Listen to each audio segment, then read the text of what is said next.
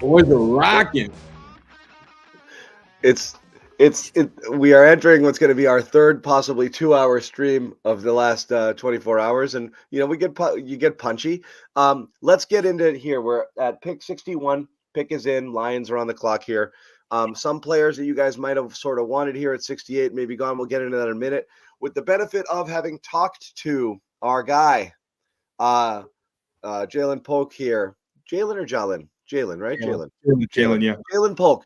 You talked to him? Do you like him?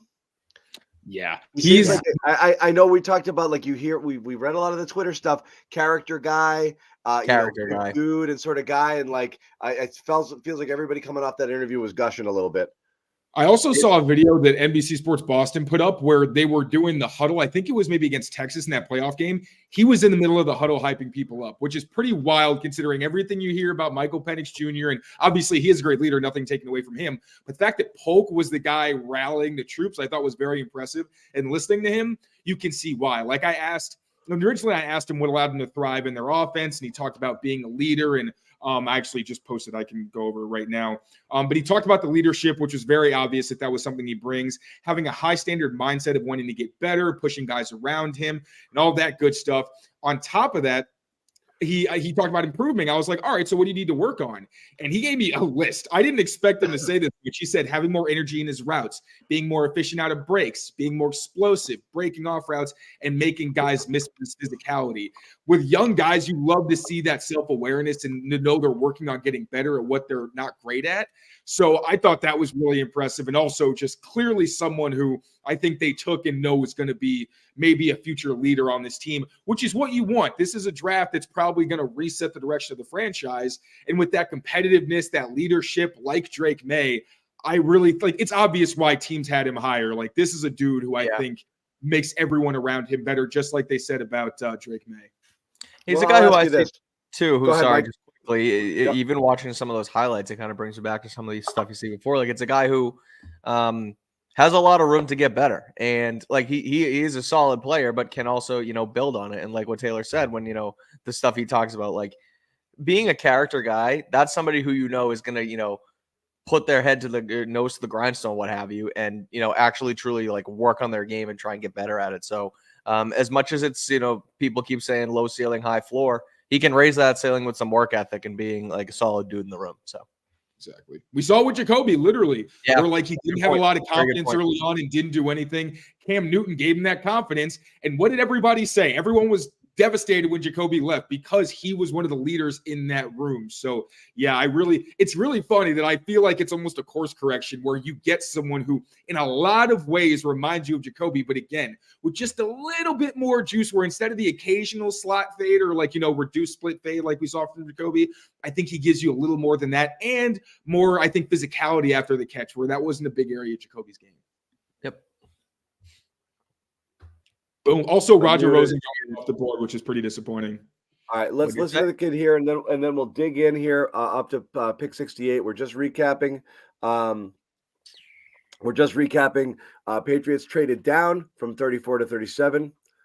They drafted Jalen Polk here at 37 overall out of Washington. Michael Penix is number 2 guy. Lot to like. I know some people were down because neither Taylor nor Mike included him in their top available receivers at that time. Mike Giardi, however, did, and he texted me and he took a little victory lap over it. The insider. But there's certainly, like I said, as you go through it, you're going to hear a little bit, more about what he does. And I don't mind unsexy, and you need these sort of guys.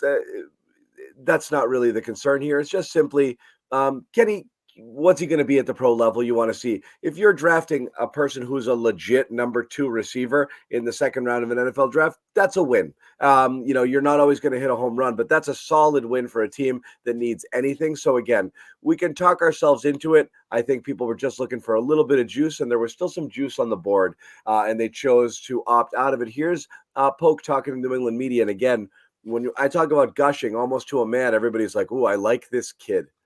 Getting in Jalen Polk? Man, they getting the beast, man. Dude that love football, love his teammates and, ready to build and be able to come and, bring a great player and a very electric person, and go on to win games. Hey, Jalen, welcome. Excited to get you up here. So obviously second round pick for the Patriots, drafted after quarterback Drake May. What do you know about Drake? Do you guys have any connection, and what are you looking forward to kind of building this next rookie class with him? Yeah, man. So the guy's electric. He goes out there and he's able to, make plays for his team, and a great guy, man. An awesome player, man.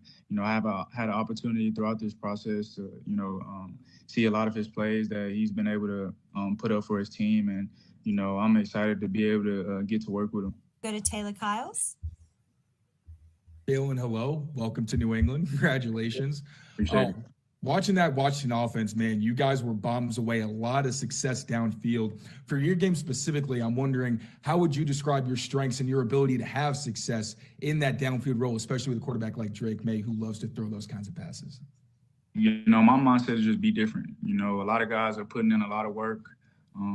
So in order to separate yourself, you got to find a way that, you can be different within yourself. So, challenging myself, finding my weaknesses, the things that I need to work on to be able to excel in my game and, separate myself from the best. So, just continuously have that, high standard mindset of, wanting to be better each and every day and pushing the guys around me as well, being a leader. So, I think, what I bring to the table and feeding off the other guys as well is what's going to make us true to our game and capable of the things that we're going to be able to do outside on the field.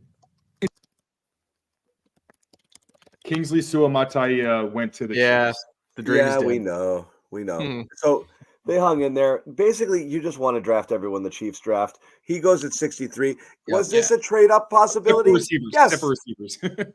Yes. But even Xavier Worthy there, right? Like that was a good pick by them last night, I think, anyway. Yeah. So regardless, a trade-up possibility for the Patriots here, John? Yeah. I'm saying that was a spot you could have gotten to. 63, right. You want to get there, you can get there. Yesterday, where we found out after the fact they tried to get receivers and tackles. We have no idea if they tried to trade up and just couldn't, but it looks like right now they're getting another weapon. And honestly, I'm not so mad about that. So that's where it is are we done? Is there an O-lineman out there right now that's still worth taking at this position? Yeah, I still like I still like Javon Foster. I still like Travis Glover. They are more developmental guys and depth guys at this stage of their career for sure. But I do like is on the board too, Taylor. Who? Kieran Amegaji. Kieran Amegaji as well. Yeah, he's another kind of high upside guy. And then wide receivers, Jalen McMillan, if they really want to double dip on Washington. Troy Franklin is still available. That's a guy G already had in his round 2. And then Javon Baker is here as well, who Taylor has obviously at the top of his number 1. The double up receiver. They could double up with Tez Walker for what it's worth. Drake May's guy at North Carolina. So there is a chance here for them to do something. Another guy that I want to throw out there is Jatavian Sanders from Texas, the tight end. The Patriots have Hunter Henry. They have Austin Hooper. But Jatavian Sanders is a player who can add to that room, who a lot of times Texas, from the stuff I saw, they used him as a tight end, but they also split him out a lot and can kind of use him as a wide receiver. He's a little bit on the smaller, I mean, he's 6'4", 245, but he's a little bit on like the leaner side for a tight end. So I could see them taking a swing at a tight end here as well. Talking about weaponizing the offense, it might not just be wide receivers. They might also go with a tight end here. So we'll see. I want to point out real quick. Hold on. I want to point out these graphics were made before the draft. We know people are gone. I don't want people to think we still think these people are out there. This is just who's remaining that Mike and Taylor had said earlier. Hey, I might be interested in these guys. So I just wanted to put that out there, and so the chat doesn't light up and say, "You dummies." We know. Anyway, go ahead, Taylor. I was saying if Javon Baker ends up being the pick, I'd be if they get Jalen Polk and Javon Baker, where, Javon is more the X, but could also play anywhere. Like, that's two guys where I think you have a very promising young receiving core. Troy Franklin's also on the board. I think third round may be a better value for him. Roman Wilson's still on the board. I don't think he's a great fit, though. Yeah, so Jermaine Burton's on the board, but I don't think he's a culture fit for them. So, yeah, I really do like Javon Baker at this pick, if he's still there. That tackle should have been the Patriots right there. I know. That's why you make That's why you make that. I'll go through some of the offensive tackle options. I know, but that's why the Kingsley right there. That's why you make that trade down to get the capital to maybe move.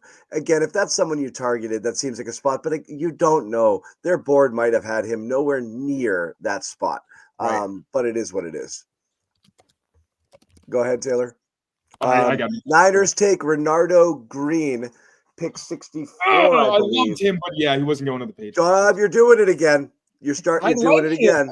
You're doing that thing where you love everybody, and it's you're Taylor, who's your least favorite player in the draft? If you look at my Twitter, I've been saying for like months that I like Renardo. Okay, Green, I'm warning that we're getting to that point in the draft where Taylor likes everything.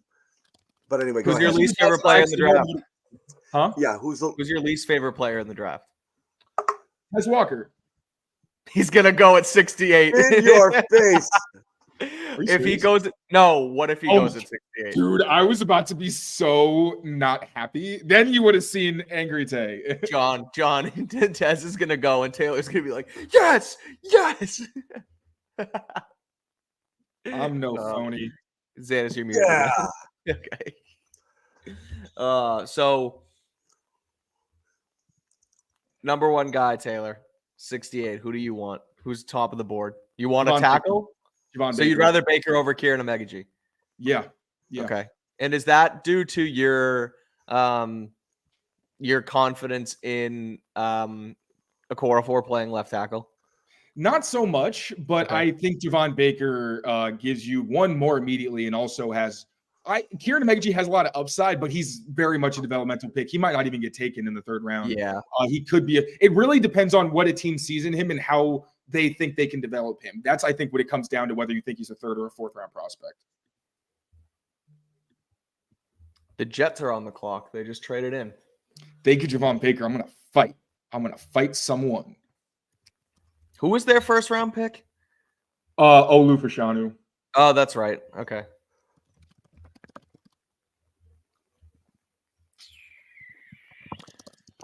Chat, who do we want? I see Kingsley. I see Malachi Corley. Okay, Troy Franklin. Blake Corum. Blake Corum. Franklin's gotten some love. Yeah.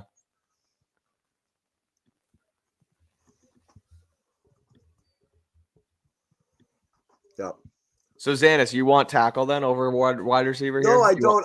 I'm just saying, of all the names, again, I'm reading everybody's boards and what you guys are talking about, and the name that was mentioned potentially in contention for 2, still being available 4 or 5 picks, before where you pick. If that was the last shot at a true, day one starting tackle potentially, that and that was a need. That seems like the type of place you might jump. KC traded into that spot, right? Yes, they did. So Casey's trade. This is again the conversation we talked about earlier. Also, trading up is the best tactic when you have a guy you're targeting, and that's why you like to see teams trade up, because you know the guy they want is there and they want to get them at all costs. And when you don't do that, you just have to assume they're happy with a bunch of different options here at this thing, and they're just letting the board fall however they want it to. Just reading, and reading what like Elliot Wolf has said too. They've really seemed to they like their offensive line and they want those weapons on offense, mixed with Cameron Wolf, who's been down and plugged into Gerard Mayo and Foxborough this week, saying that watch for them to weaponize the offense with 34 and 68. I'm reading it more as they're not going to go tackle yet, and they're gonna try and weapon up this thing. So also, I think so too. AD Mitchell going to the Colts. I actually love that. They're not in desperate need for receiver help. They got what else I would have loved on the Patriots. AD Mitchell for the Patriots. But I mean, again, that's one of those where like he clearly slipped, so something was up, and they're rebuilding in the culture. Like we're talking about AD Mitchell, who's got all these question marks, versus Jalen Polk, who was this absolute stud off the field and also a good player. But I think that's a cool fit for the Colts. You got first Anthony Richardson, very fun. Then you got Josh Downs, Michael Pittman's still there. They got Alec Pierce. Like, they don't really need him to be the guy. He can just kind of be a number 3 at worst who just wins on that backside, like his role. I thought that was a really good pick by them. I'm not mad they didn't go to the Patriots. Same reason I wasn't mad that Dwan Jones didn't end up on the Patriots, because clearly it seemed like there was something about, his profile they didn't really like. And at the end of the day, some teams just take guys off their boards. So Malachi Corley goes to the Jets. Yeah. What of the receivers here, in terms of who you like, who gives the Patriots an element they don't have? Javon Baker. He gives you explosiveness. I think he gives you an X who is a dynamic route runner right now. And he's got great hands. I think he gives you a guy who legitimately can. I think Jalen Polk still can be an X, but I like him way better as a Z and a slot type, like a Jacoby Myers. So yeah, Javon Baker would be my guy at this spot. I think Javon Baker came up to Foxborough for a 30 visit, correct? Who? Javon Baker? Did Baker come to Foxborough for a 30? I think so. Let me double check. I think so too. So that's he did. That's worth noting. Okay. He's also not a burner. I think he was in the 4.53, 4.54 range as well. But he plays faster than that. It's not all about 40s, and there's a million other things there. So absolutely, he's not Troy Franklin or anything, but good play strength. He's got exactly right. Gives you a gap guy. We're like Kendrick, hopefully if he's back to full strength, and Pop can be that. But I think Baker is one where you're like, oh God, like he scares you after the catch. He can jump too. That's another. Yeah. I was thinking KB and Pop are good after the catch, but again, I think Baker is like a legit there's a difference between fast and athletic. Like, I think everyone just kind of puts so much of it on the speed. Like, Polk is athletic. Baker, again, he's a good leaper. He's someone who is athletic despite not having blazing speed. And again, that play speed, which I think is like, remember like 10 years ago when everyone's like, oh, the cone drills are really important, and everyone was just looking at 40 times. So like, right. Wow, that really matters, quickness. And then, oh, the 10-yard is really important, and everything kind of changes. I think people are really looking at play speed now as something which is like the 4.52 straight line doesn't mean a freaking thing if the guy plays a lot faster. Or he plays slower. There's a lot of guys who run like a 4.3 and don't know how to use the speed. And it's like, well, you're fast in a straight line, but like no one's. Do the Patriots have any of those guys? Taekwon. I know. He just doesn't have hands. I know. But he is baby again, baby. Yeah. Oh God. All right, we're coming up. So 3 picks left: Arizona, Washington, New England. All right. Taylor, I think you've talked me into Javon Baker for the pick here. He's fun, man. This is from someone who watched him the first time and was very annoyed because it's like he does have drops where you're like, you see him like there's a pass that's over his head and he'll spike it with one hand like it's nothing. And then like he'll have to make a catch and someone punches it and then he like lets it go even though it's right in his basket. Like he needs, I think, to improve his technique. Like also his hands, he kind of does this instead of flashing a triangle, which is what you're usually taught to do. And it kind of hurts him. And also, again, like finishing through contact is big. But also, you're thinking, okay, if we could shore that up, this guy is going to be a problem for people. So, yeah, I really like him. Let's see here. Who's on the clock right now? Arizona at 66. Oh I'm jacked up. Yes, you are. On the clock. I'm always jacked up. I mean, this gets you going though, big guy. It does. This really this takes you to 11 for sure. Woo. I'm excited for them to take a defender. If it's Austin Booker, I'm not gonna lie. I'm just gonna sit here in silence. I'm gonna sit here in silence. Yeah, I'm sure of it. Oh, is that someone on his list?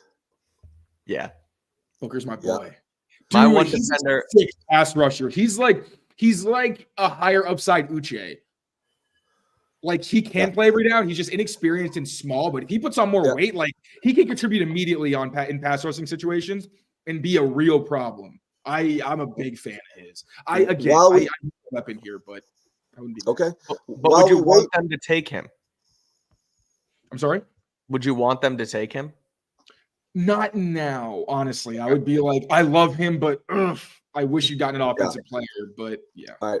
While we wait, we got a couple picks to go. We'll let you guys know at home. Our sponsor here for our draft coverage and here at the CLNS Media Network is Prize Picks, the #1 DFS app in North America. You want to get in on the action now, go download the app and play today. Use the code CLNS. Get a 100% deposit match up to $100. That's all you have to do, and you get it right away. How do you play? You go in, you pick some players, and again, NBA playoffs are rolling. Great one tonight. I don't know if you watched a little bit of the Bucks Pacers in between the draft, or Taylor was just looking for route trees. I mean, I peeked over to basketball. Game winner for Halliburton late on a nice floater, and one in the lane. Dame hurt his Achilles with Giannis also out. That could be it for the Bucks, my friend. Bucks. That's trouble there for those basketball fans out there in the chat. And again, we have a Garden Report Game 3 special tomorrow after the game for Miami. But how do you play? You go, you pick your players, take more or less on a few different player projections here. Any sort of stat. You can win up to 10 times your money, and it's that easy. Really super intuitive app, easy to use. Once again, download it. Prize Picks, America's #1 DFS provider, and use the code CLNS for 100% deposit match. We're going back to Polk for a second while we wait, and Arizona's pick is in. Who'd they take, guys? I don't see it yet. Arizona? Yeah. Trey Benson. The Patriots took Kaden Wallace. What? It happened? Yeah. You already see it? What? Yeah. Connor Hughes tweeted the Patriots took Kaden Wallace. How is that possible? We're not even there yet. Interesting. They were on the clock. We're at 66. Taylor, we're 2 picks away, buddy. Yeah, no, he Hughes is on it. Nobody else has this. I know. Well, Commanders took Coleman, O-tackle. Yep. Hughes is on it. Yeah. So let's see. Kaden Wallace. So I mean, okay. Weapon, but he was a 4th round value on Dane Brugler's The Beast. 4-year starter at Penn State. He was entrenched as the right tackle. Broke into a starting lineup as a redshirt freshman. Showed steady progress year over year. Had a strong senior season last year. His kick slide isn't super explosive. He's controlled, though. When his technique's on point, he has the functional movements and strength behind his hands to be a presence in the run game. Wallace needs to continue developing his consistency and is a smooth athlete with a wide base, punch-ready hands, and improved physicality to finish. Wouldn't be a surprise to see him starting as an NFL rookie at right tackle or potentially inside at guard. I don't like it. I don't like it either. I'm not a fan. I'm not overly about this one.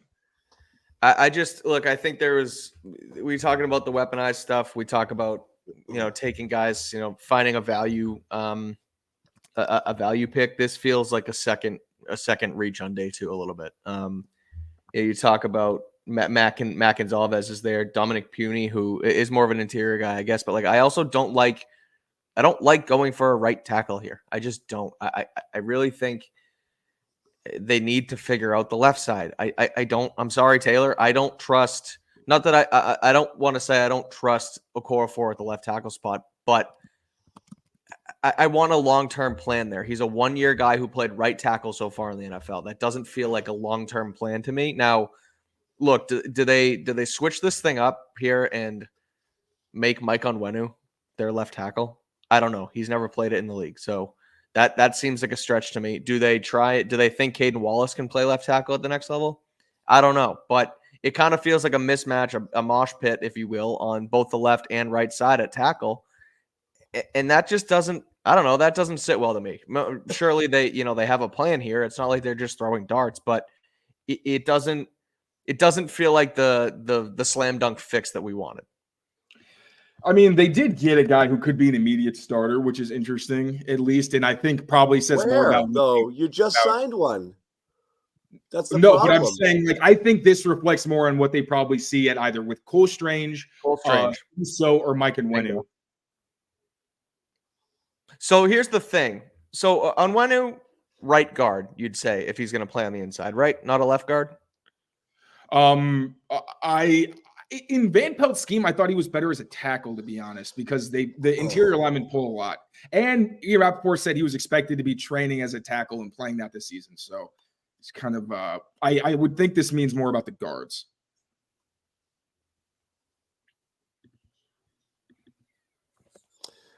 So City, okay. It just again, it's a deflated stream. It's a very deflated stream here.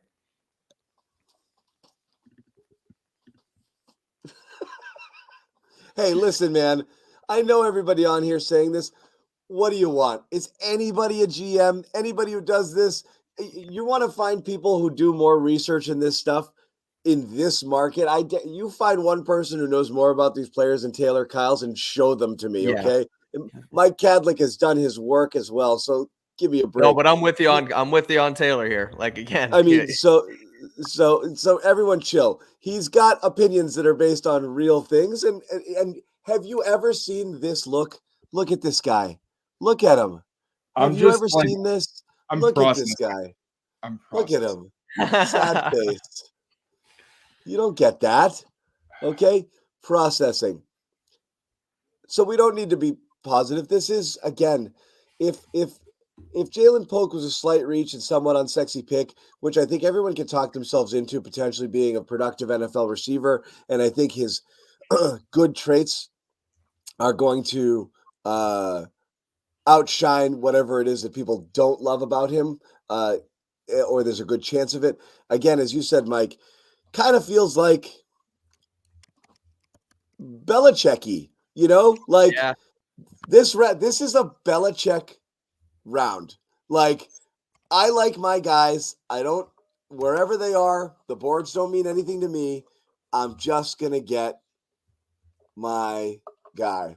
Also, looking at Brandon Thorne and Dane Brugler's breakdowns, both of them mentioned he was significantly better last season than he was previously. He's an older prospect, so it kind of scares you, like how much can he improve? I think that's part of it, where you think that he can continue to get better. And he is a good athlete, which makes sense. Like, I think City So is still a good athlete, but you don't really have a lot of confidence in Cole Strange being able to maybe hold up or something like that, then this looks like a better move. I'm just trying to rationalize what their thought process might be. It'll be interesting to hear. But that is significant that he's a good athlete and he's known as having made a really big jump in consistency last season. I mean, you like the up arrow. Everyone loves a good trajectory, an up arrow trajectory. So take it for what it is.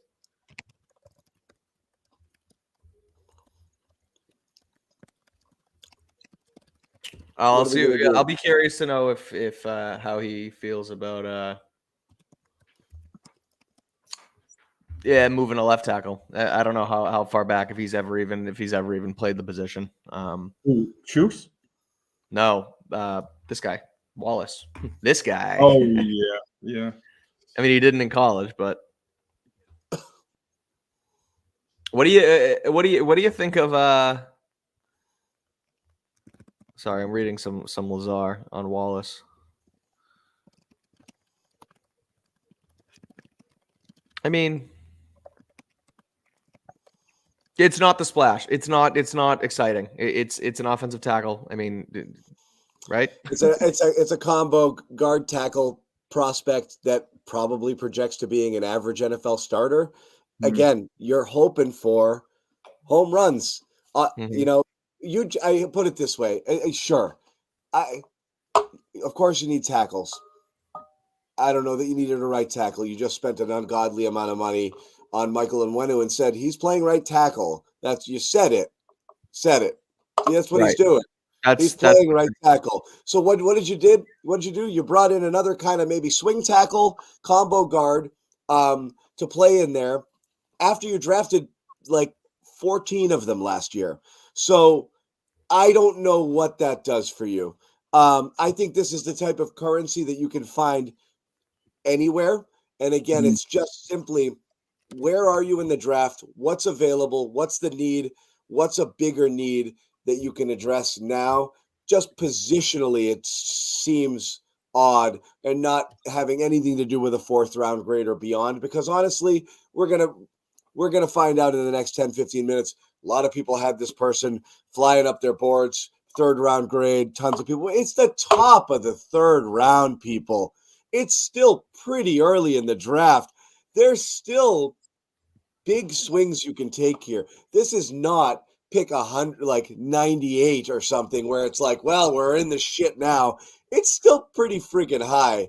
And just to take a combo, maybe, it's just, oh man, Yeah. it's just not fun. I mean, right? You look at the Puka Nakua of last year, the 5th round gem, and we're sitting here talking about Kaden Wallace in round 3. That's the crux of it. That's what it comes down to. Is there's chances for splashes. There's chances for more fun here. We heard that they were going to weaponize. We were realistically, we talked ourselves into another wide receiver in the 30 minutes that we started on this show because of what Cameron Wolf reported about the Patriots moving forward. They go with the right tackle. Taylor, I want to ask you how you feel about Mike Onwenu moving to left tackle, if that would ever be in the cards. I don't think that's what this means. I don't think that's okay. No, I think he's barely athletic enough to be Wallace, and like tackles. 15 people blew up my mentions. Yeah, I don't think it's a dumb question. I'm just saying, no, I don't think that's what this means. Okay.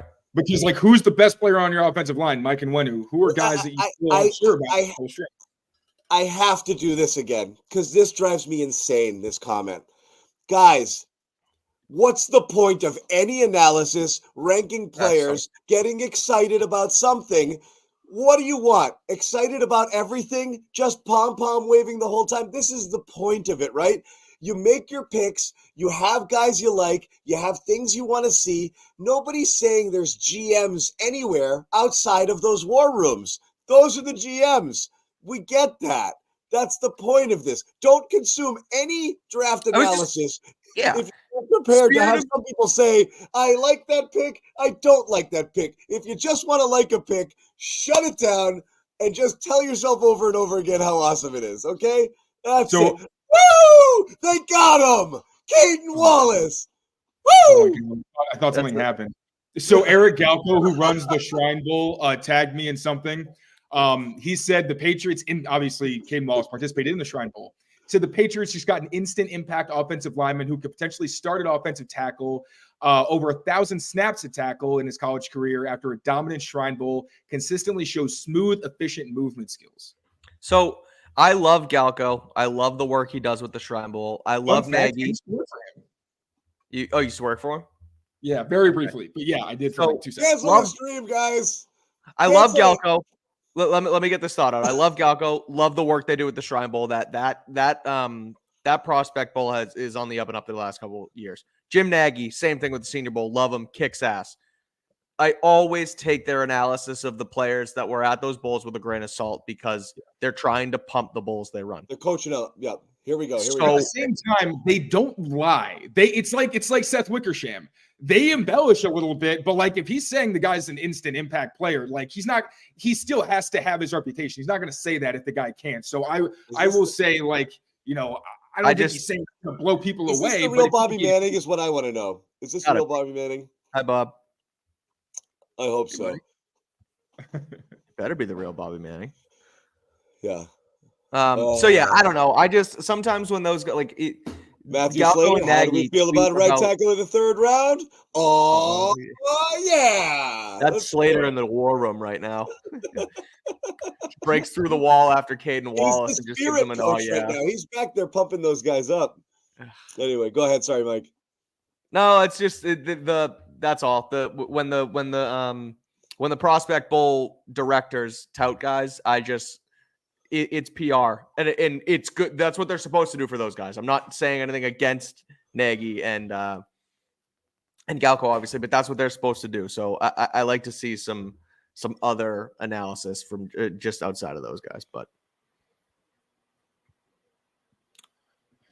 I'm thinking it could be an indictment on the interior offensive line though too. They move because is that the thing? That's what I want to ask. Have they made their determine, okay, Bill is gone. Maybe Bill felt an extra need to defend that Cole Strange pick a little bit longer, hung on to him, forced the issue.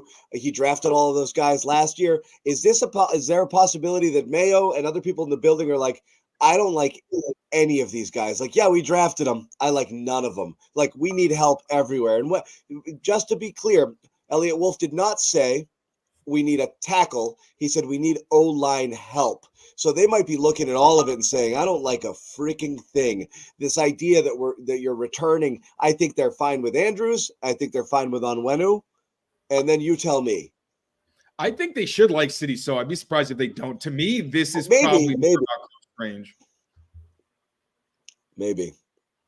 I'm trying to find the stat, but basically, I looked it up to see how often tackles versus interior linemen pulled in Alex Van Pelt's scheme. It wasn't close. It's like tackles rarely ever pulled, and guards did it all the time. Would you rather Kaden Wallace, who everyone's talking about his athletic ability, pulling, or Mike Onwenu? You want Mike Onwenu staying put and more just getting in the way or moving guys. So I would be pretty surprised if this means that Mike Onwenu's going inside. Also, unless they're maybe like going towards more of a downhill scheme, and then every once in a while they're like using toss plays where the tackle is actually pulling, kind of what they did more last year. That would make sense to me. But yeah, I don't really, and their outside zone scheme, it's not even outside zone, it's wide zone. So it's not like, you know, some other teams where the tackle's trying to get in front of a guy and needs that explosive athleticism. Really, the tackles are more asked to wall guys off and push them sideline to sideline, and you're trying to hit between the tackles. When they want to get outside, like what they did with Chubb, it was more pin puller power where you would just ask the tackle, again, to kind of down block so he didn't have to do that. And the guards would use their athleticism to get out in front. So I don't think this is a reflection on Mike Onwenu. Oh, no. But I'm saying between all of those, you said City, so you think could play. Mafi, I'm not sure. We saw him having to sub in. We saw him trying to replace Strange when it looked like Strange couldn't play. And Strange got a benefit of the doubt for injury concerns, maybe much longer than he deserved it. He just didn't play well when he was out there. And he was getting rotated out in games for a player who wasn't playing well. I think they're out on both those guys. And that's it. And you're right. You probably do leave Onwenu on the right side, and you are probably looking for your next Onwenu here. And I'm not saying that Wallace necessarily projects to be that, but that might be kind of what you're hoping for here, because you're not at all thrilled with what you had on the interior of that line. Everyone's looking tackle. The whole thing is in disrepair. So I get that, True. But also get it later. You know, just get it later. That's all. It's all about, these are premium picks, top second. That's first rounders who slid, you know, top third. These are big. And that drop really starts kind of a little bit later in this round into the fourth, where you're kind of like, all right, Flyers now. You are grabbing guys who you think can be day one players for you at this point in the draft. And if you're drafting depth pieces here, I think you're missing a little bit. You know, someone just to throw into the mix and help. I think that's a misuse of this resource. Not that the person can't play. That's my concern here. 100%. This isn't like obviously, like you said, anything against the way Kaden Wallace can play football. Like that's not what this is. It's just, and you mentioned it too. At this point in time, you're trying to nab guys who can play from day one. You're not trying to nab a swing-ish guy right now. So, I mean, I guess it depends on the position and things like that, right? But from what Taylor has read from, you know, each guy that he respects. From everything that Taylor has grabbed from the guys he respects in the space over the last 10 minutes on Kaden Wallace, they all say he could play from day one. So if he is going to play from day one, what's the plan with Mike Onwenu? That's the issue here. That's what I'm trying to work through here. That's what I don't know, and that's the problem. I'm asking what the plan is with Cole Strange. So then is it Onwenu to left guard, Cole Strange gone? Is it Onwenu to right guard? City so stays at right tackle. Because what was the best part of your Wallace plays guard? Caden Wallace is a guard. I think he's because think about the offensive line. Left tackle is Chooks. Left guard is the biggest question. And also, I think someone reported today that the Patriots do think they do have some question marks on the offensive line. City, I don't think is much of a question mark. You want to develop him because he played well for you. He and Onwenu were fantastic last season. Who's the one big question mark on the offensive line? Yeah, it's Full Cole, strength. 100%. Full strength. Okay. Or he's your center of the future. Yeah, I don't know. I like him, dude. He'd be an elite center. I like him way better at center than I do at guard. Yeah. Elite. Who knows? Who knows? Who knows? So we're here. The possibility that the Patriots could trade back in exists because they did move an Ahmed. I don't know if I have the board here fully. I'll put it up when I have it. But they did trade and acquire an extra fourth rounder. So again, is it possible that they could get in there? Sure, it is. That they can move in. But right now, Do we know this what could be time? it for. Oh, sorry, What's that? Mike. Do we know what time they're gonna do interviews? Just I want to make sure we're not missing anything. Yeah, we have nothing from PR yet. So it's just we're in wait and see mode basically. All right. So again, just letting everybody know what we're going to do. Same thing similarly with the second round. We're going to hang here for a bit. We have a lot of you in here, and we want to keep the stream alive. But both Mike and Taylor, they have jobs to do outside of this, and they're going to have to maybe run and listen to the Patriots' newest player, Kaden Wallace, taken 68th overall in the NFL draft, tackle, maybe a guard, and hear what he has to say when they. What? Elliot Wolf, I'm Is it sorry. No, big? this is relevant. Elliot Wolf says that he thinks Kaden Wallace can play left tackle. That's important. That's okay. it. Is he on Pat's is he on like unfiltered or something right now? I think so. Yeah. Okay. Oh, he's live. Wait, are we missing something? I think we're missing something. Yeah, we should go. Are you sure? Yeah, I think it's because we're gonna be on the same stream. Yeah, we got to go. Oh, Yeah, we missed it. Okay. Yeah. All right. All right. Did Yeah, he talk already? I think he's talking right now. Yeah, we'll be back. Okay. So guys, just to let you know, video conference right now is going on with what's his name? Elliot Wolf. But we are going to jump back on to wrap it up here. Elliot Wolf talking, wrapping day two's picks, which again, strange to do it so quickly after. Ahmed, is that true? Ahmed, are you there? Are they talking right now? Is the video conference now? I don't know if you're in there. Because I don't want to hang up. It is right now. I didn't want to shut the stream down if perhaps those guys were going to jump back in. They're not going to jump in right now unless I could filibuster for so long, but I don't think so. I think we might have to come back, guys, and shut this down and bring it back again. I hate to do that to you. Ahmed, how long has it been going on? Give me a heads up here. How long? Because if it's not long, I might be able to hang for a little bit until those guys do re-enter. It just started. All right, I'm gonna mess around for a little bit because some of the stuff we actually wanted to talk about here, we didn't quite get to. Some interesting things, just as people were talking about Polk and whether that was a reach, and what people said. And this always happens, and it happened a ton. Every time a player kind of goes higher than expected, you're gonna have the initial groaning and grumbling, and then you're gonna have a bunch of people coming out of the woodworks like, I kind of like this guy much, much better than the consensus. And that kind of appears to be the case with some of it. And so here's some of the things that people were saying here about Polk. Obviously, you had Drake May, stud, let's go. I mean, look, Drake May would have said that about any receiver. I'm not crapping on it, but every quarterback loves it when they go and get him. ESPN's draft analysis from Field Yates. Spent 1 year at Texas Tech. Came from the same high school as Des Bryant. The guy is tough. So many contested catches. So many catches aren't necessarily the highlight reel type, tight areas, or when he's posting up a perimeter corner, doing things outside of his frame consistently, making the difficult things look effortless. Run after catch skill is fine. We get it. 4.52, and that's the thing I know that everybody's kind of circling right here. He's not going to blow you away in that regard. If you're looking at a guy who consistently making difficult things look easy, it's Polk. Wonderful game against Michigan State. Great at the pro day. Energy. He's all in. I think he deserved to go somewhere in the second round. And again, it's the somewhere in the second round that we're quibbling over because you really value matters a ton. I do think people get hung up a little bit too much on, if he can play, what does it matter? If he's great, it doesn't matter. If he can play, also fine. But if he can play and you could have got him 15 to 20 picks later, then you messed up your board, because you really want to try to maximize that value, because you've only got so many picks and you have a lot of needs. And I think in most of these cases, as we were saying with Mike, it's not about the guy's not good at football. I think the conversation gets a little bit jumbled there. It's there. Is that where you wanted to take that person? Okay, so be it. Going on Polk. And again, the more you read and the more people who do come in, it does seem like a lot of people aren't just justifying the pick.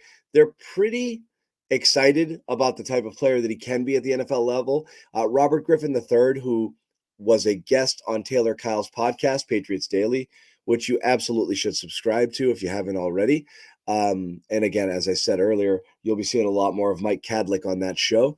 Jalen Polk is a jack of all trades and a master of taking advantage of his opportunities. He ate with over 1K receiving yards, despite having Rome and Jalen McMillan at Washington. Can play X, Z, or in the slot. Patriots have a versatile wide receiver room here. This was what we were talking about, Chad Graff of The Athletic.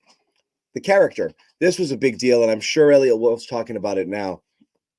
And Amit, keep me honest here. If Wolf is wrapping up, tell those guys to jump back in if we haven't shut down the stream already, and we'll continue talking.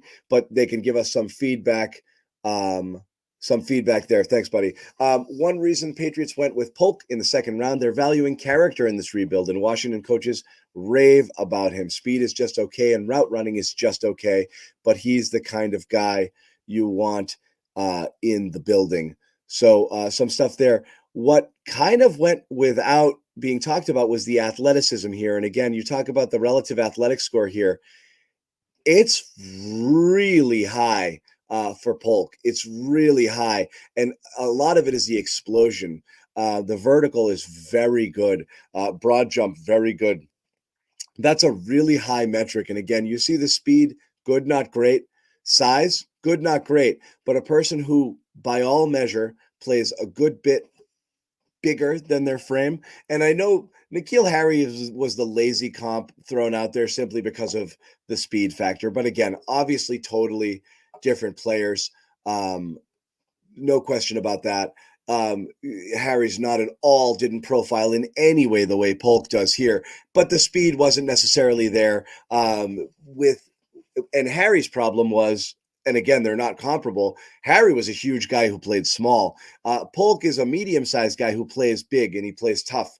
And he can use that kind of strength and that leverage, and he is far more athletic than just the 4.53 40-yard dash would lead you to believe. He did not do quickness tests, and I think that's one of the reasons why people are having a tough time really determining what are you getting out of this guy and the game speed and the quickness, and can he jump around and can he do things, in space? There's some of the scouting reports say maybe no, don't love necessarily what he does after the ball, but he can catch the ball contested at all three levels, and he has the versatility to play a lot of different places. So those were among some of the things that people were saying about that. And did I throw this last one in here? I think I have one more. And one more here on Polk before we move back to Wallace, because I'll paraphrase some of the stuff Wolf is saying here. Who was it here? And Schrager, we mentioned this, and this one came up right away.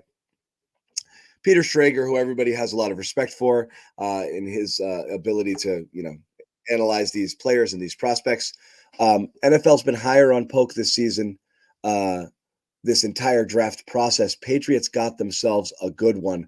I had Polk going first round on my mock draft. Elliot Wolf has ended, so I think I'm going to get those guys back, which means we're not shutting it down, which is cool. I think I have Mike back already. And Mike, I was just going over some of the stuff regarding Polk while Wolf was talking, but I know as he was going and Amit was feeding me some of this stuff, we were getting some decent bites, and I know some of them were, and we'll cut some of that up and we'll play it for you. But the Patriots draft Wallace, what are some of the things that Wolf said here regarding Wallace, and does it, I mean, again, obviously they made the pick, they're going to defend the pick, but what are some things there that might have kind of changed your perspective a little bit?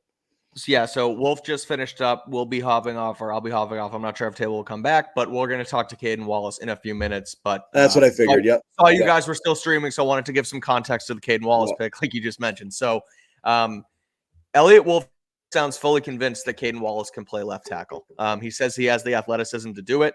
Now, granted, he hasn't played there in his collegiate career, but Wolf explained that was because Olu Fushano, who was the 11th overall pick to the Jets, was Penn State's left tackle for the last several years.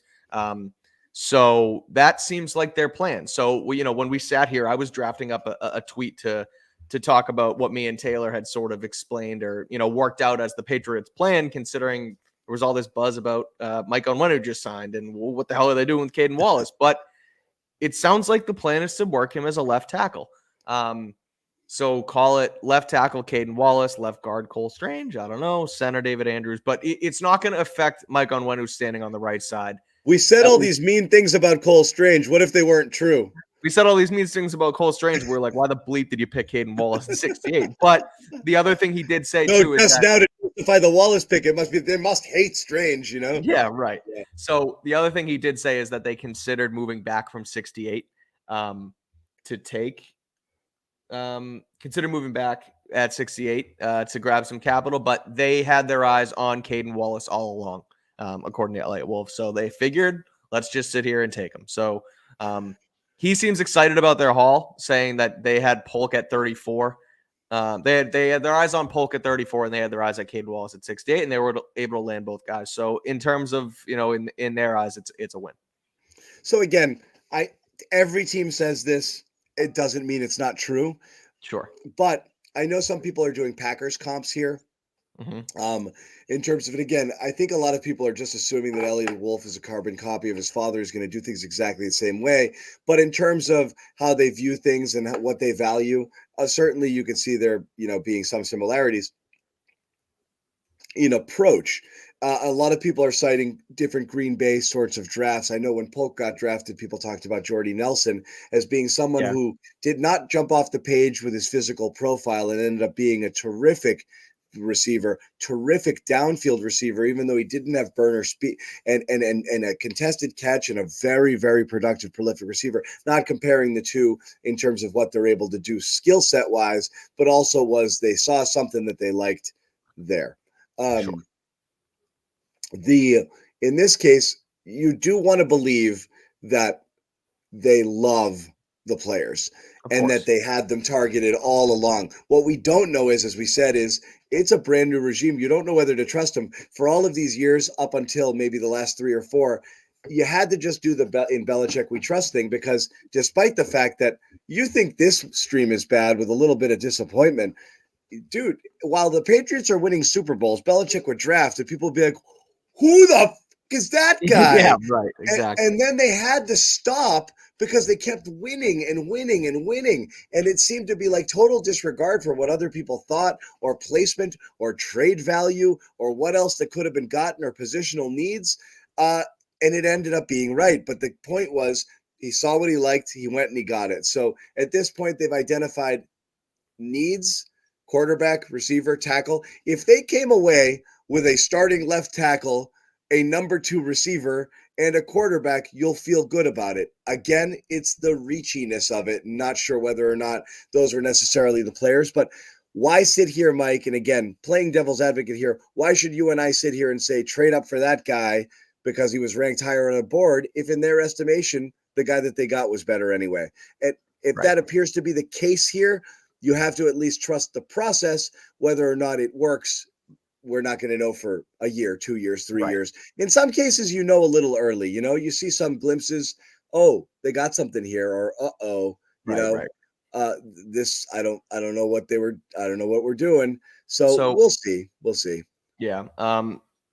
Some board manipulation, if you will, from Elliot Wolf as well. He explained that, and again, taking it for a grain of salt, because like you said, we don't know where the truth lies, if these guys were actually their guys all along, right? But because, again, we heard all the Keon Coleman buzz at 33, or the fact that the Patriots wanted him at 34, rather. Wolf explained that they were prepared to take Jalen Polk at 34, but according to the intel they had, knew that they could get him at 37. And so they were able to trade back and then move up 20 something spots later and pick up a fourth. So and, wait, are you saying in that report Coleman was their guy, and when they didn't get him, they moved, or no? No, it sounded, according to Wolf, again, Wolf said that Polk was their guy at 34 and that, they were comfortable taking Polk at 34. Again, who knows if that changed, right? Who knows if that changed when Coleman went off the board? Again, that's what we really don't know, but he did at least explain that they would have taken Jalen Polk at 34, but they had enough intel on the board to know that he would last till 37. So I always wonder how they get that intel. Who's telling them? I know. It is wild to me. Like there's three or four spots in between 34 and 37. And like, again, you also don't know teams are going to trade up. You don't know who's not going to trade up. So, it's interesting as far as like, what not only how they get the intel and what other general managers and front office members are willing to say, but also knowing who to believe and who not to believe. Because, they could be throwing you a curveball just to, throw you off a different scent. And you obviously have no idea. So, but yeah, again, they get Polk, they get Kaden Wallace, and we have our first 3 picks of the NFL draft for the Patriots. Ahmed has insight into whether Taylor is returning. So Ahmed, tell me if Taylor's jumping back. We are now waiting for Elliot talked again after this pick, which again surprised us because there's always that possibility they jump back in. But Elliot Wolf has spoken. We'll get some sound here on the air so you guys can hear from the Patriots de facto GM. Taylor Kyles is what's he doing up there? What do you think he's doing? He may jump back in. Ahmed, again, let me know if Taylor's joining us or not, and obviously give us a notification if Kaden Wallace is going to speak because we do want to get him there too. I think Taylor is popping. Oh, he's back. There he is. What's up, buddy? So I found something interesting. Did you? Kaden Wallace's closest athletic comp at offensive tackle was Kingsley Suamataia. So the difference is Suamataia, I looked at their spider charts. Both are on the shorter side. They both have really big hands, and they excelled in the broad jump, which pretty much measures explosiveness, which is obviously very important at left tackle. Elite explosive grade, Taylor. I've got it on the screen. There you go. Perfect. Their arm length is just okay.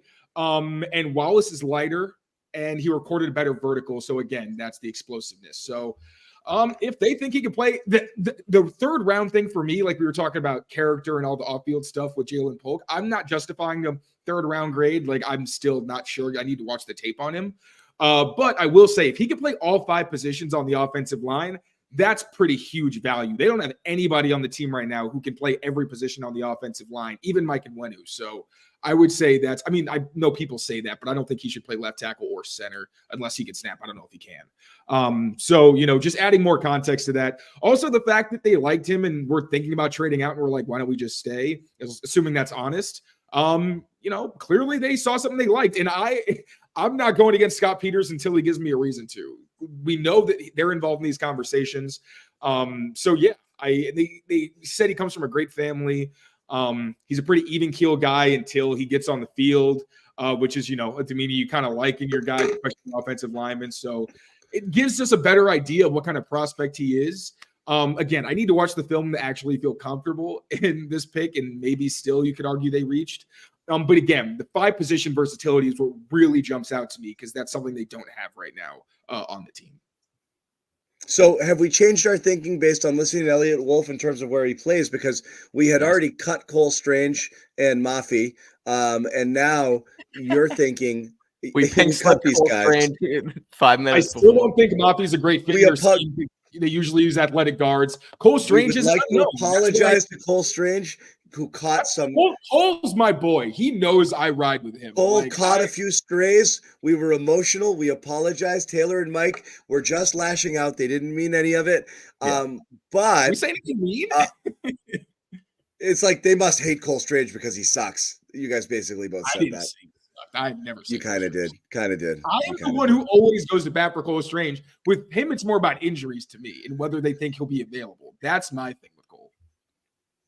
Here's where we are right now, resetting the board, and we'll let Taylor keep going. Drake May, as we know, number 1, Polk, Kaden Wallace, and then 103 and 110. We are currently at pick 78. You probably got to package both of those things. You want to move back into the 3rd round. I don't think All right, that's everyone. something. Kaden's going to be joining gotta us go. momentarily. Yeah. Are you That's great. going? Minutes to Okay. get on the stage All right, here. you can mute it now that we know it's coming. You don't Everyone have is- to listen to it. I can sync my screen with There you go, Taylor. Good stuff. That's PR. Kaden Wallace is going. I'll hang for a little bit too. I'll see if I can get these guys back in. I'll see if I can get them back in. No, we're being hacked. We're under attack. I'll wait here. Amit, let me know if you can throw some wolf sound on here for me. And we'll play some of that. Yeah. Sorry, 1 second. I have to communicate via text. As we said, 103, 110, coming up in the 4th round. We are at pick 78 right here. Chances of them coming back in again are small. There's still some guys a lot of people liked here, which again, you always wonder how far certain fall. A lot of people really wanted to see Troy Franklin. Not really doing it for a lot of people right now. He's still hanging out there. Definitely a couple of names that I know Taylor and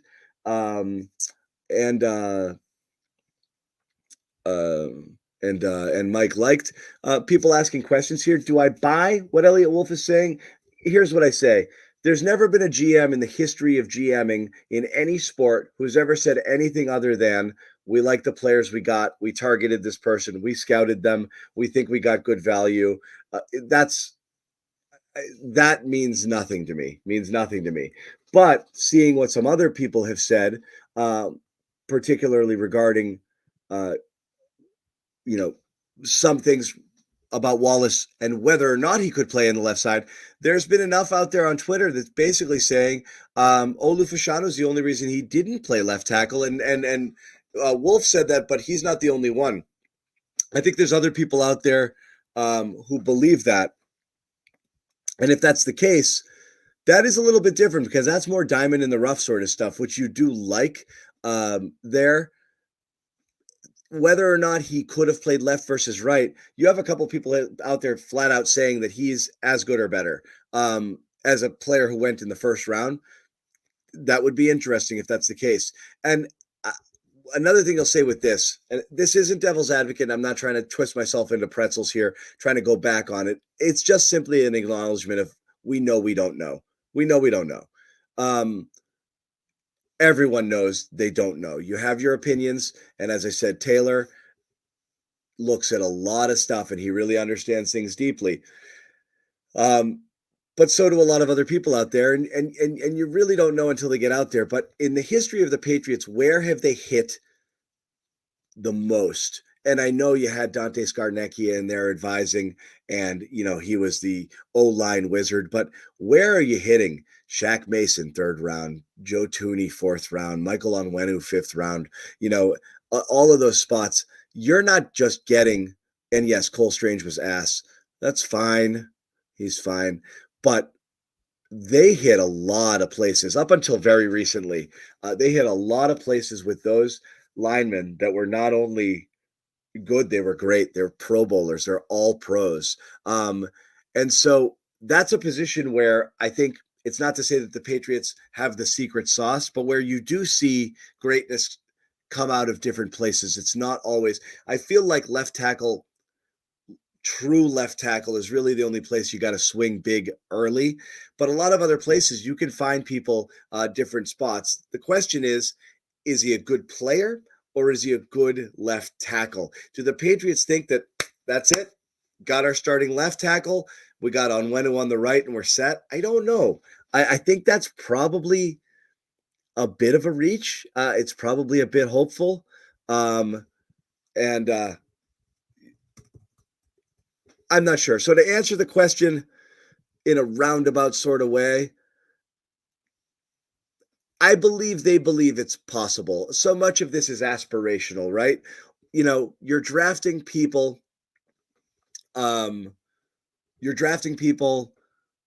with a projection, and that projection is always best case. It's not, I don't know. My philosophy with all of this stuff, generally speaking, and honestly, this goes all the way back to Drake May. I thought Drake May was absolutely the right pick because the Patriots had to take a swing there. I don't know that I love everything about Drake May as the player. I like unless rather than if that makes sense, which is I'd rather a player be like, they're going to be great because they can do X, Y, and Z unless something unforeseen happens, as opposed to they're going to be great if they can improve footwork, the mechanics, this, that, they blah, blah, blah. They can improve their technique. They can this and that. It feels like they've drafted a few if players. And again, nothing is a certainty anywhere. And there's no such thing as a can't miss. There isn't. A can't miss is a 70%er for the most part. There's no can't, and that's early in the draft. There's no can't miss. Some players you think are destined for greatness are mid. Some players are bad. They're not that great at all. So you don't know, but I feel like in a lot of these cases, you're hoping that they are where you want them to be. Going in here, and again, this was from Louis Riddick from ESPN.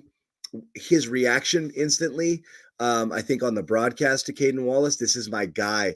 I like a whole lot of things about this player. I'm going to struggle to say anything bad about him. I thought his tape was as good as his much more heralded left tackle in Olu Fashanu. This guy is another solid pick. So take it for what it's worth. This is another person out there saying, yeah, he might have gotten...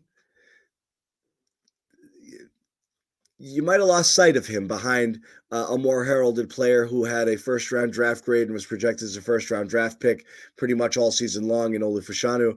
And maybe that's what happened here, so I'm not really sure. Again, trying to fill a little time here on our draft special because leaving right now I just feel would be the wrong thing to do. So we're going to hang out here while Kaden Wallace talks. And Amit, keep me updated on everything. If he's talking, how long he's been going, has he started yet? Just because I have no visibility into it right now, and I need to know what's going on to see if we can keep this thing going, and maybe we can grab Mike and Taylor and get them back on the show. In the meantime, answer a couple of questions. T. Higgins in play? I don't think so. I don't think that that's happening. I think T. Higgins wanted out. I don't believe a fourth-round pick is what they're shuffling him off for. I also don't know that T. Higgins is the guy you want to throw the bag at. I think this is bad timing for a T. Higgins. You're coming off of massive contracts being given to better players, and you know how NFL contracts work. It's not always about how good you are. It's at what point you sign it. Everyone just wants top of market. So if that guy got 27, I want 27. That guy got 32, I want 32. I don't love the idea of bringing in a disgruntled guy here and throwing $30 million when I think he projects as more of a 2.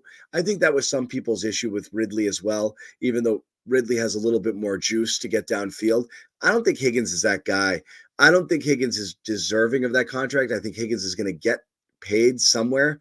I don't think that's your swing. So I'm hoping that's not what the Patriots do. I also don't think that they necessarily want to take a fourth. However, what is interesting is Debo is interesting to me. I don't know what the price is there with Debo. I don't know what the 49ers think. I don't know if they've decided that they absolutely need him to go because they're afraid Wallace just started, I'm being told. Okay. So Wallace started. We'll get a little bit of Wolf sound in a minute on Wolf, and we'll hear him talking about not Polk. You mean Wallace, right? Wolf on Wallace. Yeah. We'll hear a little sound. Wallace is talking to reporters now, and I'll try to hang on here for as long as we go. But again, I'm not sure. I know people are saying big reach. Maybe offensive linemen are different. They can oftentimes kind of just come in and play. You see what you get here. But, as people are kind of guessing here, looks like the Patriots are very much drafting their board. I don't like saying this because I don't know if it's true. I think this is true everywhere. I think there are a lot of teams that value players that are way lower on other teams' boards. It really is it really is a crapshoot at this point in time. And you could run into a situation where two strong evaluating franchises might have a guy 50 slots apart. It's not crazy, and we've talked to people, and in my time at NBC, we had a lot of people in there who would come in who were really on the inside of some of this stuff and talked about the draft process and the boards there, and just saying, like, there are guys who some people picked in the second round that we didn't have a fifth round grade on, and vice versa, I'm sure. So again, everyone's a little bit different. You have to read the board so you can get value, but everybody's different in terms of how they rate everyone. Mike Larry, I do agree with this. Do you really have two first names in there, Mike Larry? There's no way that's an actual name. Stop converting guys, get a true left tackle. This is the same problem with Polk, right? I think the drag on Polk was that he's not a 6'3" true X receiver with 4.35 speed who can play the outside and win, contested catches and be a red zone threat. Yeah, if he was that guy, he would be starting. When you're drafting later, you're getting guys who aren't necessarily that guy. Might be a little bit smaller, might have to play a little bit more slot, might be some positional redundancy with some of the things that you have.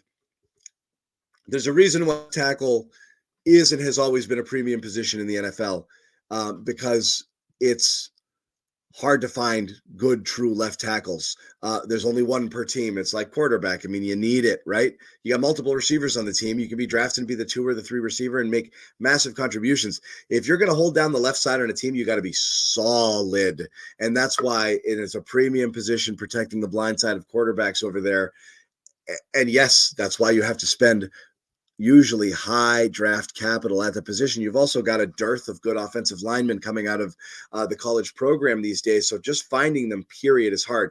If you're grabbing guys this late, if you're grabbing a tackle in the third round, if you truly got a guy who plays right, but you believe is left, and was just miscast simply because he had someone in front of him who played left slightly better, or at least the program believed so, then yes, that's a good pick if that's the case, if he actually can play the left side. But realistically, at this point in the draft, you're getting kind of combo tackle guard players, guys who are more right tackle-y, who have limitations, things like short arms, might be slightly undersized, or might not have, the feet or the athleticism necessarily to play the left side. It's a bit of a stretch for them.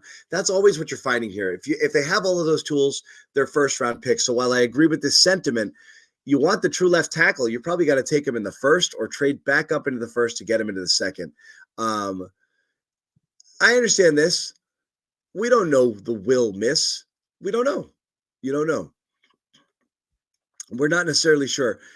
I also want to point out that while people are saying Drake May is screwed here,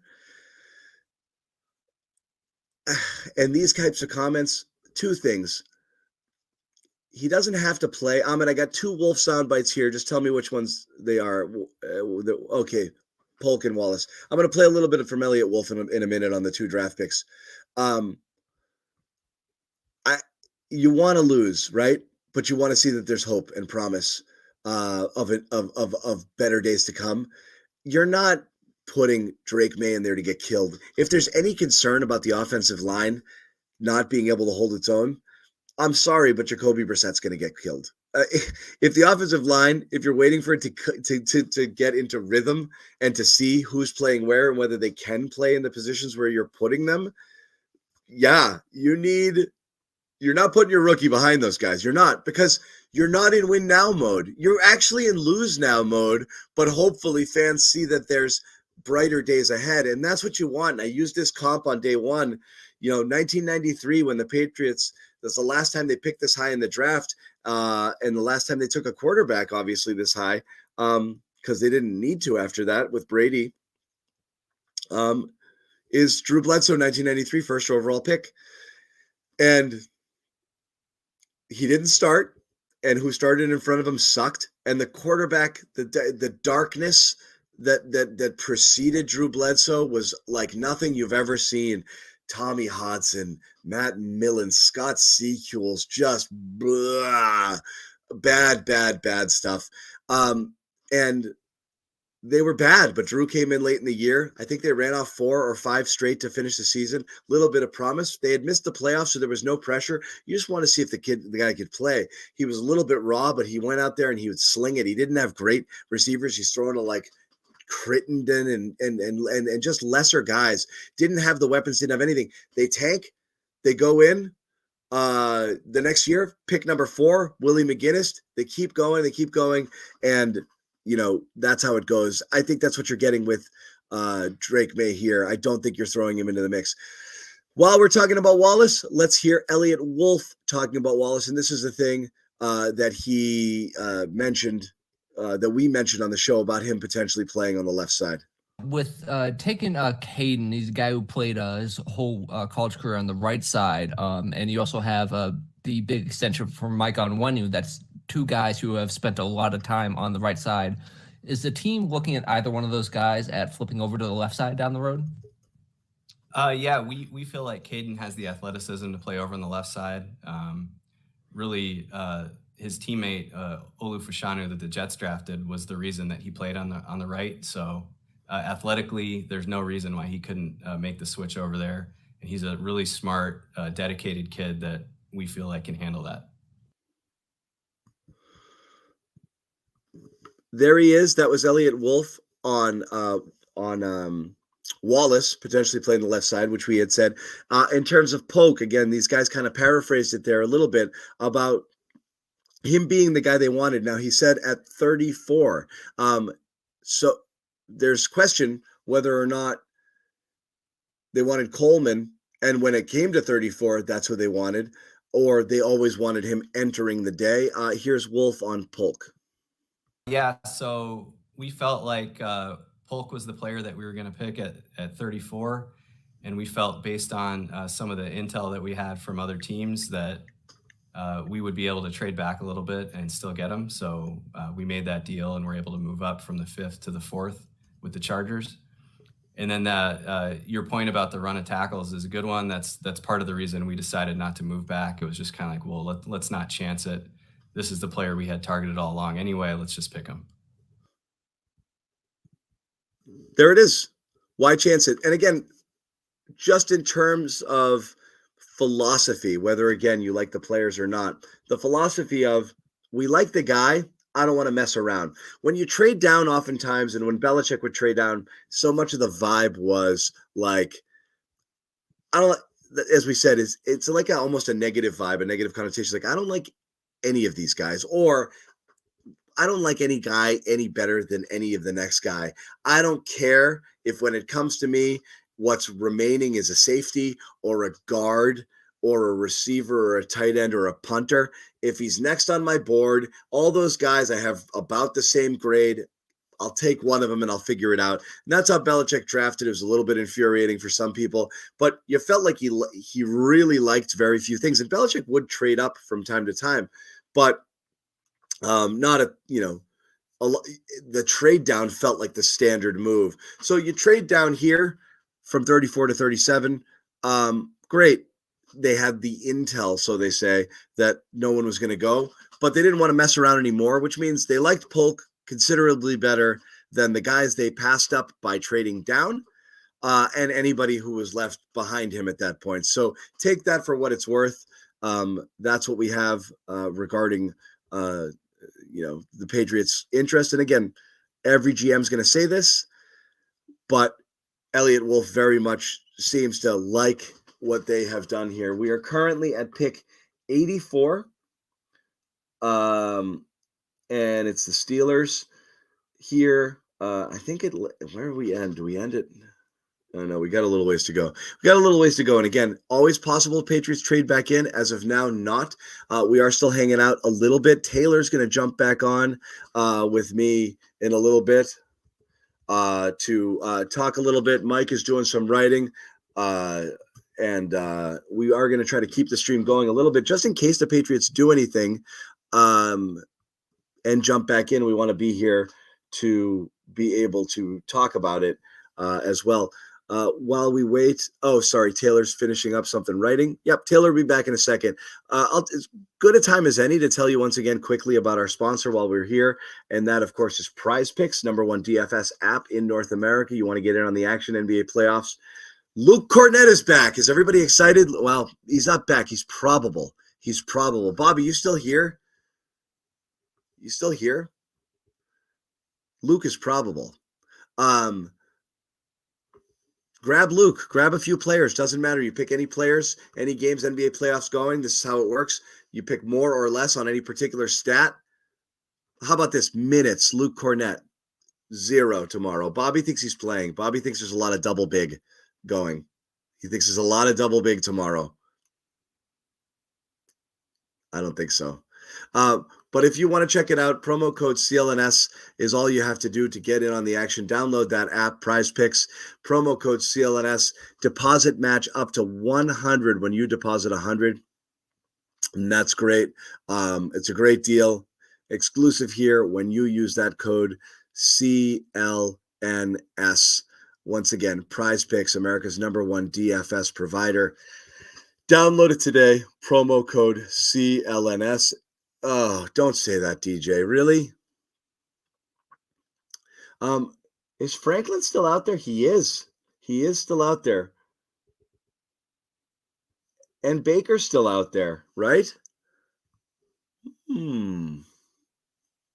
Interesting. That is interesting. Brown's picking at 85 here. Again, 17 picks away. You can make a move here if there's someone you like. Wouldn't it be great? D tackle. Nope. Yeah. No, that's not it. That's not who went. If you want, they could make a move here to jump up into that third round. Right now, as we said, it's 85. They're at 103 and 110. Yeah, totally possible that they could do that and get another player. I'll ask the chat right now, who's trickled down that you guys still like? I know Franklin is somebody that everybody has been super into. Anybody have any other thoughts on a player you'd like to see them do? And again, you still got to give up some capital to jump up 17 slots, but you start getting into the 90s, you could get there. You could potentially get there. Any thoughts? Sanders? Jatavian Sanders. Baker's still there. Did Tez Walker go? I thought Tez Walker went. No? He didn't.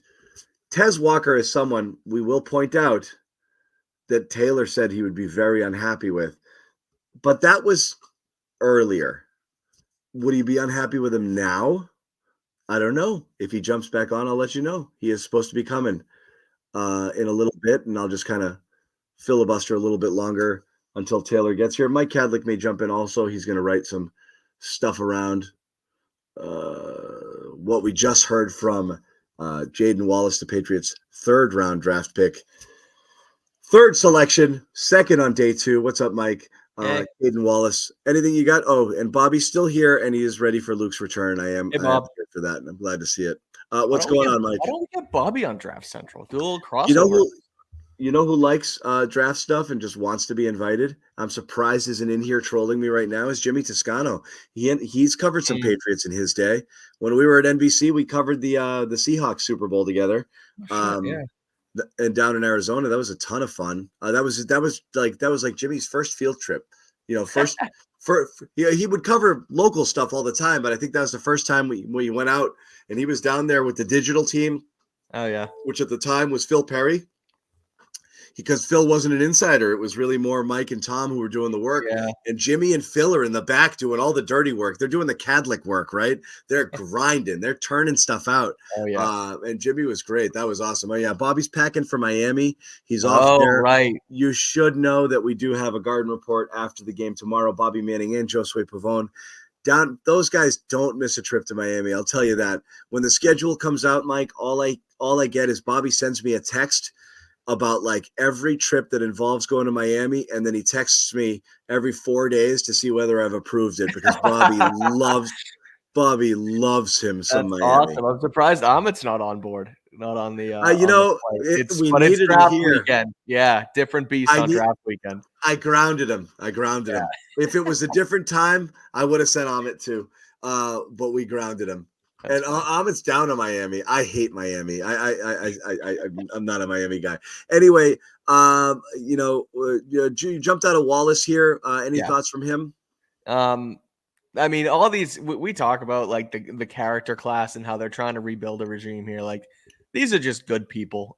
Sometimes when you get on a call with a guy and I don't want to. I'm obviously not going to single anybody out here, but sometimes it's just like maybe they're not a people person. Maybe they don't. Are we trying to be nice about Mac again?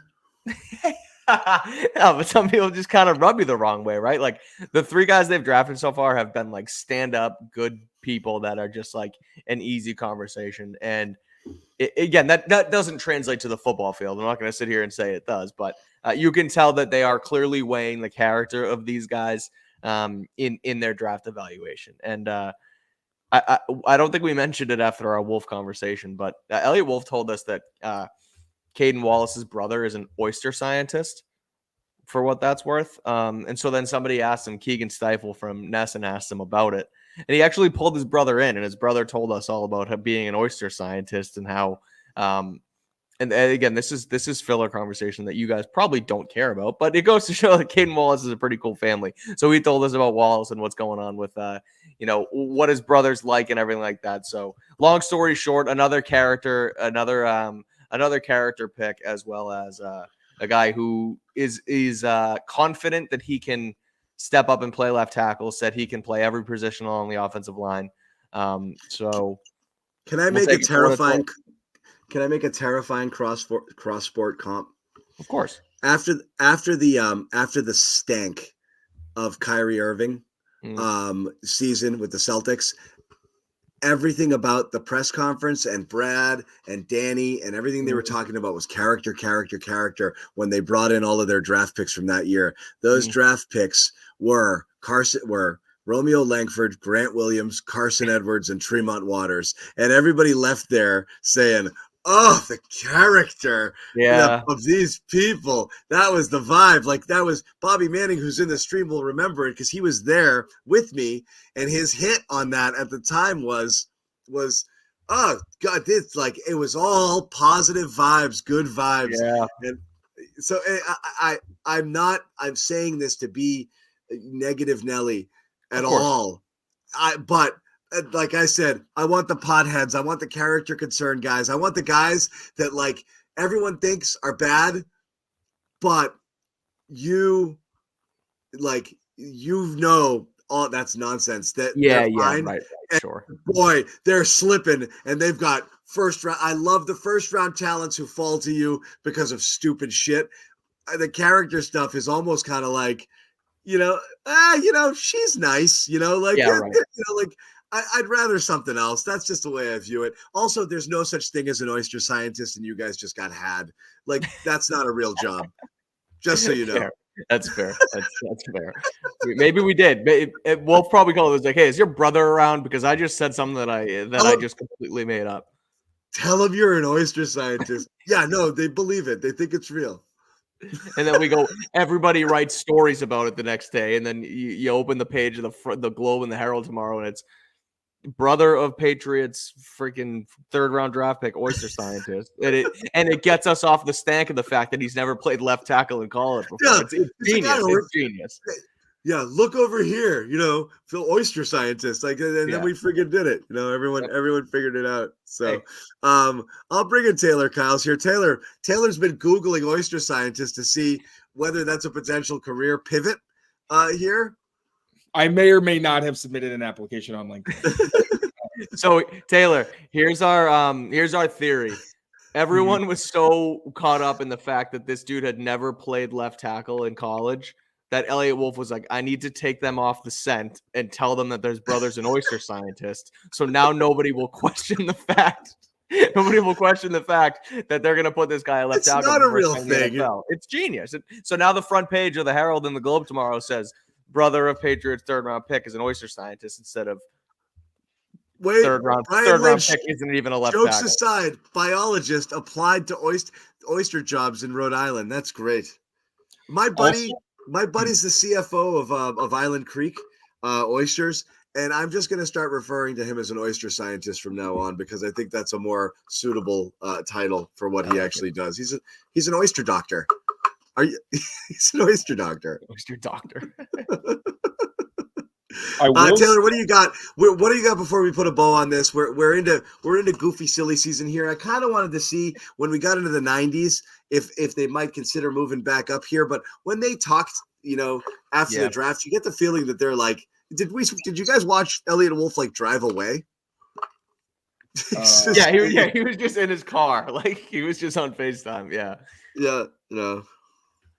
No, he was actually, for what it's worth, he seemed pretty eager to get back to the war room. I don't think it necessarily means anything, but he was like, all right, cool, I got to get back. So we'll see what happens. I don't see it, but. Yeah. So Taylor, I hope they trade back because Javon Baker's still on the board. So I would I know you want to see it. Yeah, that would make me very, very happy. But we'll see. We'll see. Yeah.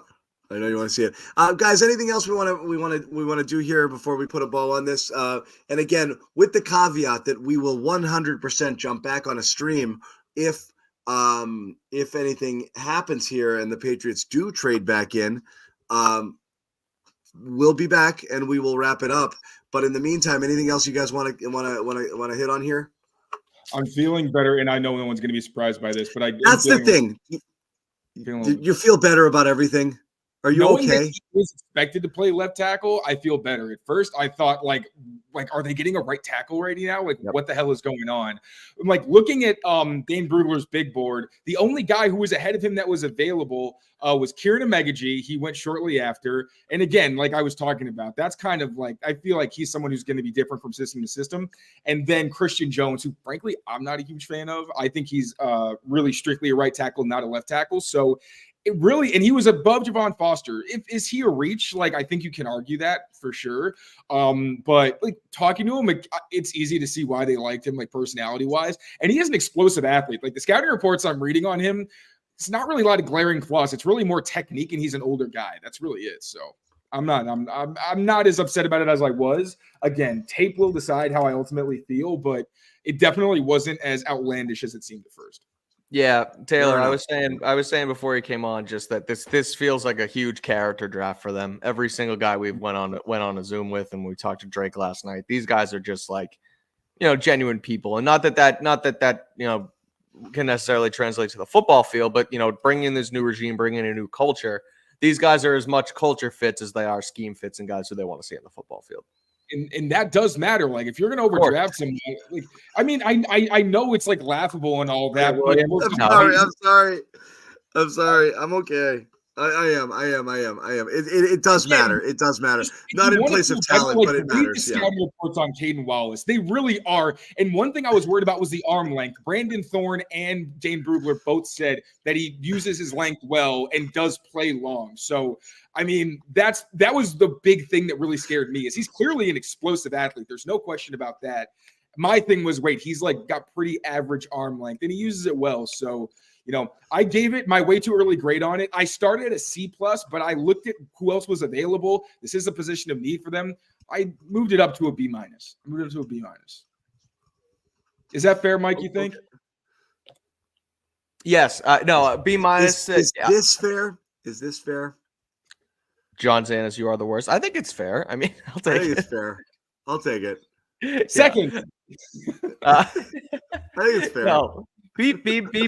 I'll even call it a B. I completely have, I've 180'd on this pick since hearing Wolf say that the plan is left tackle, because it means there's a plan. It wasn't necessarily a panic pick thing as John drinks his mustard. And again, oh my God, Mike, you and I use the exact same picture for Jalen Polk's thing.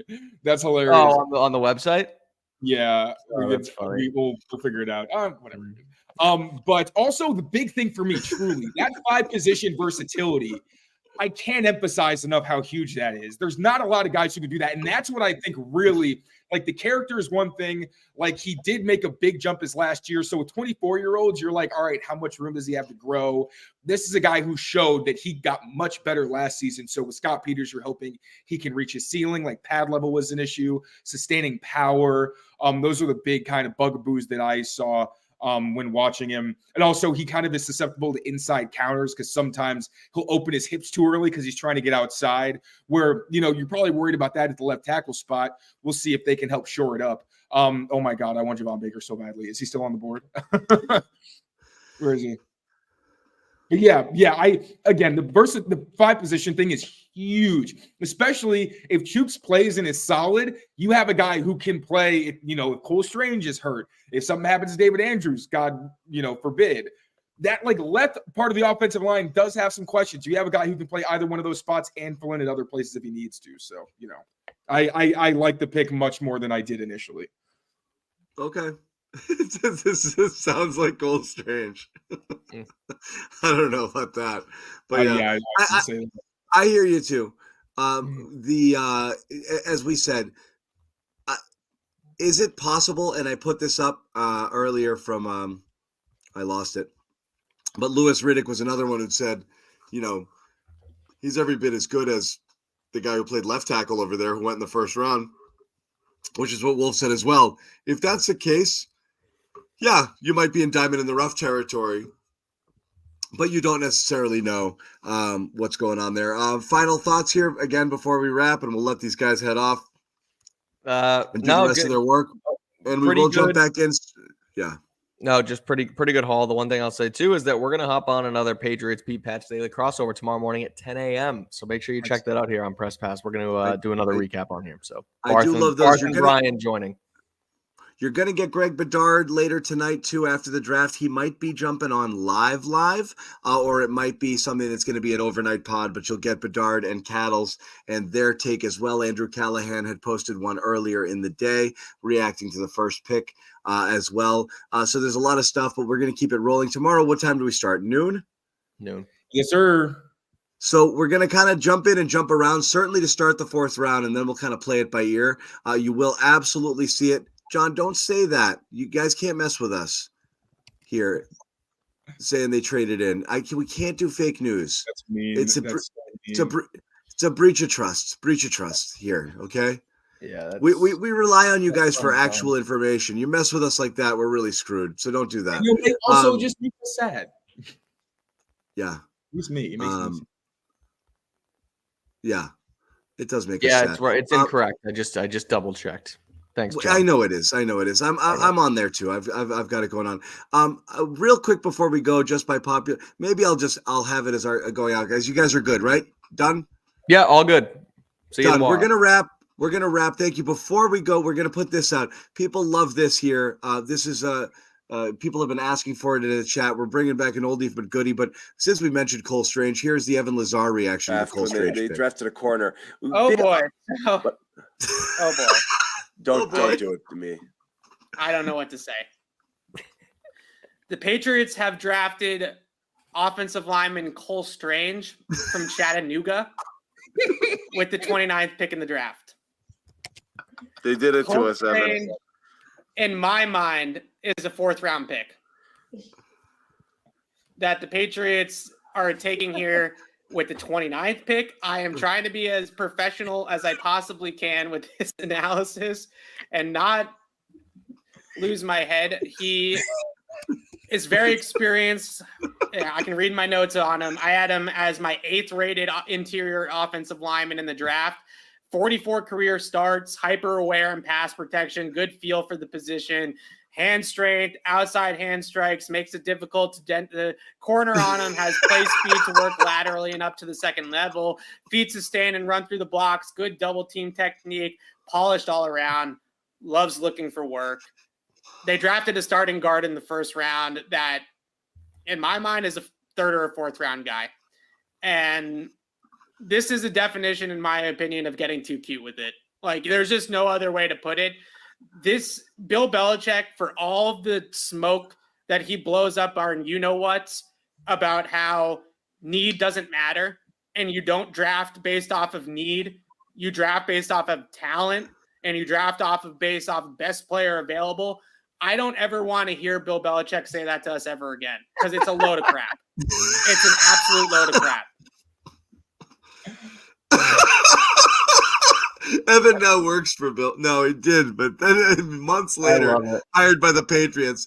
And I was like, I remember talking to Evan. He's like, yeah, I don't think I'm going to be able to say stuff like that anymore. It's like, but Evan's still critical, and he still brings it over there. No question about it. He gives you an honest take, but that one, oh boy. Oh boy. I'm a couple bad drafts away from really going full Evan, and it's just like no sunshine over here. We're giving you the cold hard facts. Oh my God. That's good stuff. Who threw that up there? Amit, did you put that up there? Throw it up again. There it is. We'll be live tomorrow before day 3 of the NFL draft. Once again, will we hop on? Absolutely. What's the last pick in this round? What's the last pick? I don't know. 90 something.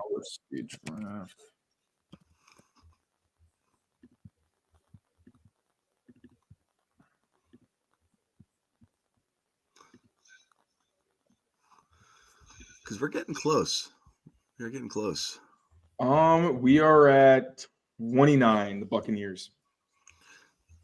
And is Javon Baker still on the board? He is. He is. Wait, so how many more picks in the round? So we're at the 29th pick in the round. There are 37 picks in this round. Oh, so we still have a little bit of time. So 8 picks left. 8 picks. All right, we're gonna call it because we're out of gas, and like I said, these guys have to do stuff. I don't know how to get this thing off the screen. How did it even get here? This thing's gaudy. Thank you, Jesus. It's so big and bulky. Anyway, Patriots are done. They make 2 selections, as we said. 3 overall. Hey, quarterback, receiver, tackle. That's what you got. Quarterback, Drake May. Receiver, Jalen Polk. Possible left tackle, Kaden Wallace. 2 picks in the 4th round. We're back tomorrow to start it all off. Same exact thing. We'll probably jump on right as the 4th round begins, take you through both of those picks.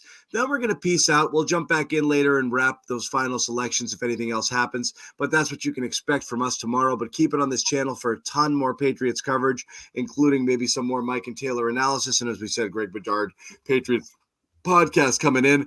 Thank you guys for hanging out. We do appreciate it. Once again, really good crowd here. We will see you guys later. Peace.